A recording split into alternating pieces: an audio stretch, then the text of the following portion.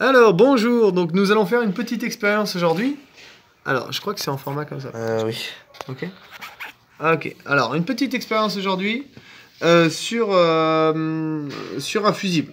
En fait, on a un fusible ici qui théoriquement, donc ce qui est indiqué dessus, c'est le courant nominal, donc de 3,15 ampères. Nous allons faire circuler au départ du courant, un courant inférieur à 3,15 ampères.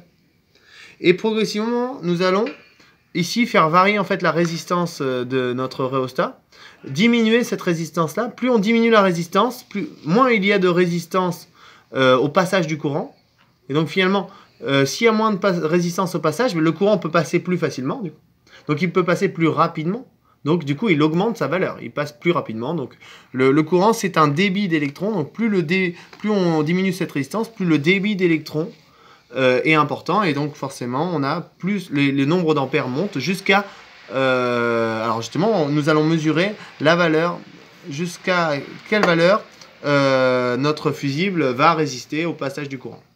Donc ici nous allons brancher donc du 230 volts, nous le faisons passer ici la phase à travers ce fusible. Ensuite nous allons sur le rhéostat qui lui a pour l'instant une valeur très grande pour justement freiner bien ce passage d'électrons, donc ce courant. Et ensuite qui revient par le neutre, voilà.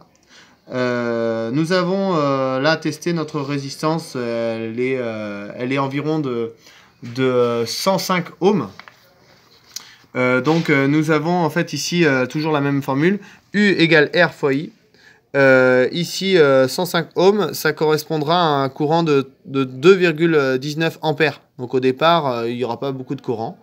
Et au fur et à mesure, nous allons théoriquement jusqu'à 73 ohms, qui se situera à peu près à cette distance, à peu près là. Là, nous avons mesuré tout à l'heure avec un ohmmètre. Normalement, notre courant devrait être suffisamment élevé pour pouvoir faire fondre le fusible. Donc nous allons sans plus attendre tester notre installation. J'ai mis des gants au cas où je touche le fusible. Ici il y a quand même 230 volts. Nous avons nous allons directement tester. Alors, donc est-ce que d'abord nous allons voir, donc nous allons brancher. Voilà. Et donc nous allons mesurer. Alors ici j'ai gardé un ohmmètre afin de mesurer ce courant. Voilà.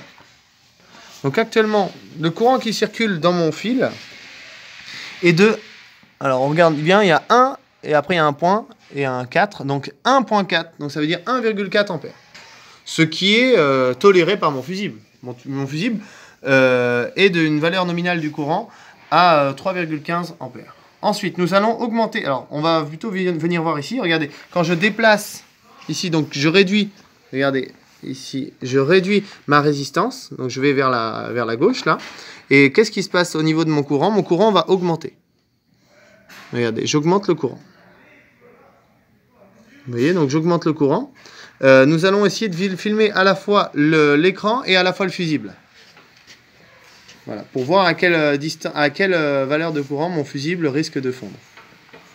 Donc pour l'instant, tout va bien. Alors, OL, pourquoi OL? Que se passe-t-il? Alors voilà, aussi là, nous sommes hors overload, c'est-à-dire ici, mon calibre de mon multimètre, mon ampèremètre, est inférieur au courant. Parce qu'en fait, ici, nous allons mesurer jusqu'à 2 ampères. Et donc, il faut que je change de calibre. Et là, nous voyons, 20 ampères. Donc 20 ampères, c'est le maximum que nous pouvons mesurer. Donc forcément, si j'étais à 2 ampères, j'étais au-delà de ma valeur maximale. Et vous voyez, 2,3 ampères, c'est bien une valeur qui est au-delà de 2 ampères. Donc il faut tout de suite se mettre au calibre supérieur. Donc nous allons continuer notre expérience. Alors on peut sentir ici un peu de chaleur au niveau du rhéostat. Là, un petit peu de chaleur. Donc alors regardez bien le fusible surtout, voilà.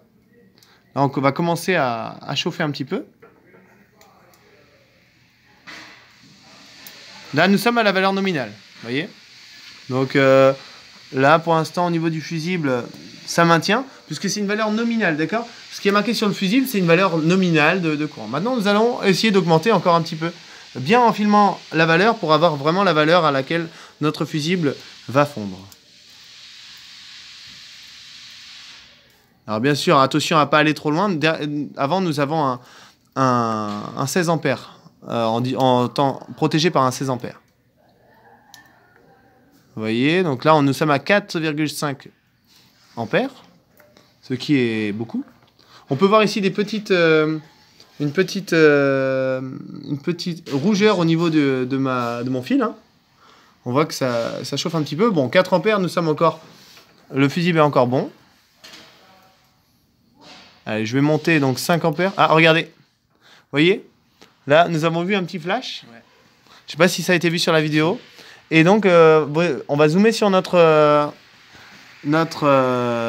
fusible. Vous voyez, ici, en fait, le fusible a fondu. Et donc, nous avons ici, forcément, maintenant, 0 ampère, puisqu'il a coupé le circuit. C'est-à-dire qu'il maintenant, il y a une coupure ici. Donc, il n'y a plus de circulation dans mon circuit. Donc, forcément...